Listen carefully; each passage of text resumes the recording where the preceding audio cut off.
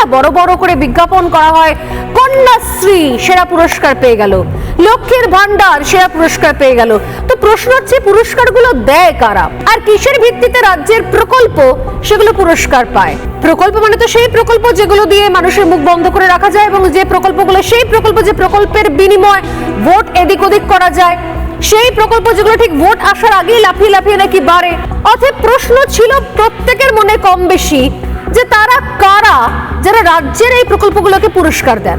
আজকে হিরণ চট্টোপাধ্যায় অভিযোগ করলেন, তিনি বললেন যে রাজ্য সরকার যে পুরস্কার পায় তা অর্থের বিনিময়ে পায়, অর্থাৎ টাকা দিয়ে নাকি অ্যাওয়ার্ড কেনে, যে বেস্ট পশ্চিমবঙ্গের এই প্রকল্পটা হচ্ছে বেস্ট, দি বেস্ট, এগুলো পয়সা দিয়ে নাকি কেনা হয়। এর আগে শুনেছিলাম সিনেমার অ্যাওয়ার্ড পয়সা দিয়ে কেনা হয়, আরো অনেক কিছু অ্যাওয়ার্ড পয়সা দিয়ে কেনা হয়, কিন্তু এবার তো শুনতে পাচ্ছি নাকি রাজ্যের প্রকল্প, সরকারি প্রকল্প যে অ্যাওয়ার্ড পায় সেটাও নাকি পয়সা দিয়ে কেনা হয়। মারাত্মক বিস্ফোরক অভিযোগ হিরণ চট্টোপাধ্যায়।